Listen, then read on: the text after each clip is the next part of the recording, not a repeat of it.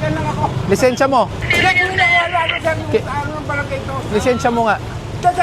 Sa barangay, tingnan ko ng Kahit barangay pa. Ayan na, barangay. Lahat barangay. Bawal pumarada. Kayo pang nakaparada. Bago po itabi, perang po ng lisensya. Kasi kung hindi, plaka. Hindi ikaw. O sige, hiya mo na. O, plaka na lang. Tow nyo na. Sa ano? Chassis. Honda lang naman to. Andyan yung chassis number. Paying flatbed. Yung bombero sa inyo rin. Asan ba mga driver nyo? Pasensya na, talagang wala talaga kami mga pagparadahan pa ng mga Ano gagawin natin? Nakalagay, bawal pumarada, tapos kayo ang pumaparada. 8888 complaint po to, Malacanang. Kami lang kasi sir ang talagang walang Kaya tuloy, yung mga tinitikitan, sinasabi bakit yung barangay, nakaharang pa. Diba? Saka kung emergency po yan, paano kayo tatakbo? Mahigit 10 minuto na po, walang driver yung tanker nyo. Kaya kung tinawagan niya sa radyo sir. 5 minutes na lang po yun.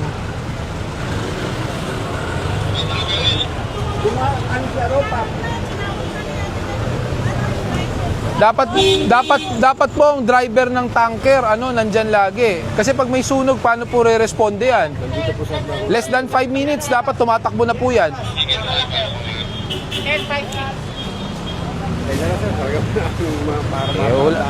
Wala namang gusto magpatikit sa inyo lahat. Lahat wala. Totoo na. Civic na, civic. Hindi, papatuko nga eh. Wala naman siyang lisensya, ayaw naman magbigay eh.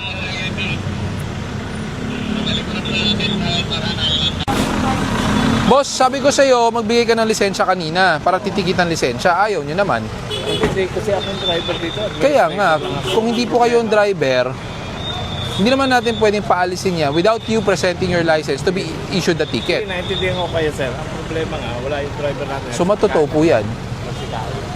Ayoko rin naman yung lisensya ko dahil hindi naman ako ang driver ko. Kasalanan na lang po ng driver yan. Bakit dyan iniwan? Kayo po ang tinuturo ng mga nakapark dyan. Sila tinitikitan. Pero ang barangay naka-cordon off pa daw. Sir, ano yung lisensya? Wala. Nakanina pa eh. Too late. Nag-atid po sinambulansya to eh. 5 minuto lang binibigay natin. Diba? Alam nyo naman po yan. Nag-ano ng ambulansya, nag-atid. Driver niya sir. Kaya nga, hayaan nyo na kasi yun magagawa natin. Kayo nirereklamo ng mga ibang tinitikitan. Nasaan po lisensya? Driver naman yun. So in short, lahat ng kotse nyo, pag iniwan, walang ibang driver, isa lang. Dalawa sir. Dalawa. Kaso Saka ba't walang plaka yan? Hindi pa nare-release sir. Ang tagal na. Ang tagal na yan. Kayo na ang sumbong dito. Kayo ang sinusumbong. 8888. Alam niyo po ba yung 8888? Diba? Ang sinasabi, barangay, naka-cordon off. Pinagbigyan ko na po yung fire truck nyo. Kanina ko pa kayo sinasabihan, ikaw, ito nga po, ikaw, isa hiningan ko ng lisensya para sa patrol, ayaw. Ikaw, admin, ayaw mo rin naman, di ba? Binigyan naman kayo ng tsansa. Huwag na tayo magkalokohan. Alam ko kalakaran nyo. Wala akong pakialam sa kalakaran nyo. Ang sa amin, ayusin nyo yung kalsada. Dati po sinasabihan yung mga driver, matitigas ng minsan kasi yung ulo. Ay, ang problema, representative ng towing nyo, matigas ang ulo eh. Nagkikipagmatigasan pa. Mali na nga, ang dami pang rason. Pero po ng ID nyo. Talaga? Opo, sasagutin po namin yung 8888 na kayo po ang nakausap namin. Hindi naman ako ang hepe namin eh. Kaya nga, ikaw nakausap ko eh. Naman! Hindi ako nakikipagbiruan. Hindi ba natin talaga pwedeng ayusin to? Kasi, mayat-maya na lang. Ang dami na nagreklamo sa inyo, 8888. Tapos pag na-tow dyan, sasabihin nyo sa amin, towing nyo, doble bayad. Bayad sa inyo, bayad pa sa amin. Kayo magbayad yan.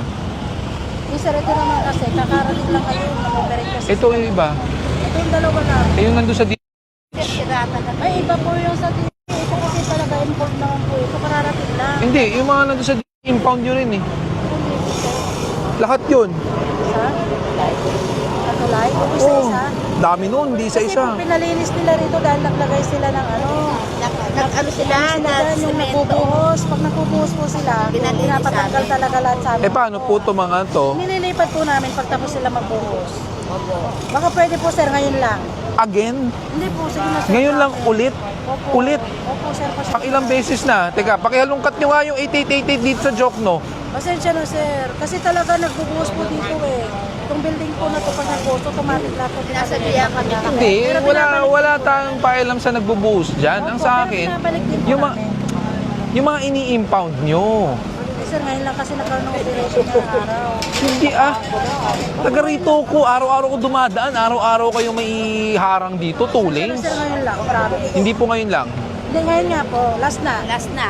Last na. Sasagutin ko ang 888, kayo na bahala sumagot. Oo. Sir, last na ngayon. promise. Anong pangalan nyo? Para ilalagay ko kung sino ang kausap ko. Pingin po pangalan. Last na, sir. ID po. Last na, sir, promise. Para isasagot namin doon. ID nyo po pareho. Opo, last Kung na, ano sir, po yung mga kailang ito, itotoo po namin ha.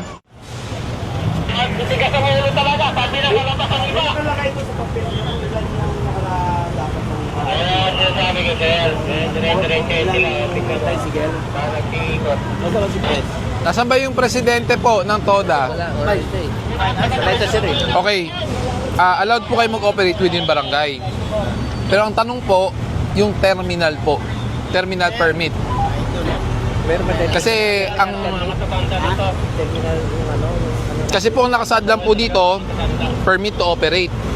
Ibig sabihin, legal kayo mag-operate dito sa barangay. 'Di ba? Ngayon, ang hinahanap po namin, yung terminal permit na nakasaad po doon, ilan po ang allowed at saan po ba ang terminal nyo talaga? Hindi, kailangan po may papel yun. Wala po bang binibigay na papel? Wala pa po, yun lang po. Yan yung binigay yung barangay. Yun lang po binigay niyo. Oo nga, nakita ko nga February 4. Pero ngayon ang tanong ko, ilan po ba kada pila? Kasi Okay, pila ba na sir? Mga pila. meron po, may tinatawag na terminal permit. For example, nakalagay doon, itong Marpet C3 Toda terminal is on the corner of C3 and Tuna. 10 tricycles at a time. May mga ganun nakalagay po dapat yan. Kasi pag wala po, yun nga po, pag wala nakalagay, ibig sabihin po niyan, pinapayagan lang kayo mag-operate na umiikot. Wala pong terminal. Ibig sabihin, pick and drop lang po kayo. So habang wala po kayo pinapakita, alisin po muna natin para hindi po matikitan. Tapos, questionin po. Questionin po yung barangay, nasaan po yung terminal permit na ini-issue po dapat ng city. Kasi kung di po ako nagkakamali, alam ko wala pong terminal dito po sa lungsod ng Caloocan. Ang ina-allowed lang po, pick and drop. Ibig sabihin, ikot po kayo. Pero naiintindihan ko naman po, hindi man tayo pwede umikot ng umikot. Dahil na, mahal ng gasolina. Pero yun nga po, kailangan natin alamin saan lang po tayo pwedeng huminto saka maghintay ng pasahero. Saka napakadami nyo po eh. Tapos nasa kanto na po kayo. Bawal po yan. Alisin po muna natin. Sige po. Yung mga nasa bangketa, yung mga walang may-ari, matuto po yan, O yung mga nasa bangketa, pwede na natin ito yan.